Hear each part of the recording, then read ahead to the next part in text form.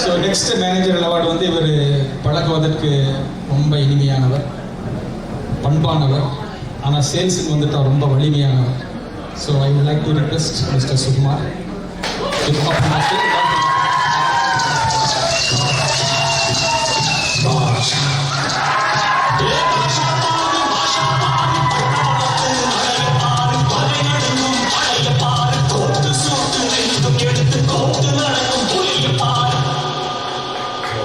சுகுமார் பற்றி சொல்லணும்னா ஒரு நல்ல விஷயம், இவர் வந்ததுக்கப்புறம் நம்மளோட பாதி கிளைண்ட்ஸுக்கு பாலவிஷ்ணுனா யாருன்னே தெரியாது. அது ரொம்ப நல்ல விஷயம். ஏன்னா எனக்கு வந்து கொஞ்சம் ஹெட்டேக் கம்மி. ஸோ அவர் வந்து பார்த்துக்கிறாரு. என் லெவலுக்கு வந்து வரதே கிடையாது அவரோட லெவல் ஆஃப் கிளைண்ட்ஸ். என்னோட ஆச்சரியமே வந்து என்னன்னா, ஹேமந்த் என்கிட்ட பேசி 2 வருஷம் ஆச்சுங்க. அதை உள்ள சுகுமார் வந்து பார்த்துக்கிறாரு. ஸோ congratulation Sukumar. Good afternoon.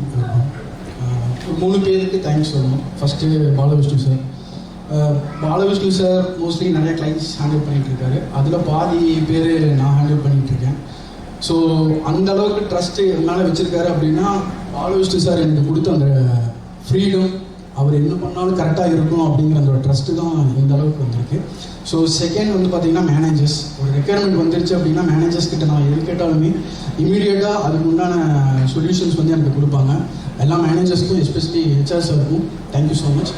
And இந்த அவார்டு வந்து பார்த்தீங்கன்னா லாஸ்ட்டாக எல்லா ஸ்டாஃப்ஸ்க்கும் நான் டெடிகேட் பண்ணுறேன். பிகாஸ் எதுக்குன்னு பார்த்தீங்கன்னா எல்லாருக்கும் தெரியும், எல்லா கிளைண்ட்டுக்கிட்டையும் நான் மாட்டிவிட்டேன் அப்படிங்கிற மாதிரி தான் எல்லாரும் ஃபீல் பண்ணிட்டு இருக்கீங்க. ஏன்னா நேற்று முன்னாள் கூட சார் இந்த ப்ராஜெக்ட்லேருந்து தூக்கிடுங்க அப்படின்னு சில பேர் கேட்டிருந்தாங்க. ஸோ அதை நான் விட்டுருவேன். நான் ஒரு 2 நாள் கழிச்சு அவங்களாவே சரி நல்லா பேசுகிறாங்க அப்படின்னு மாதிரி சொல்லிடுவாங்க. So this is for you Techno Tackle staff. Thank you so much.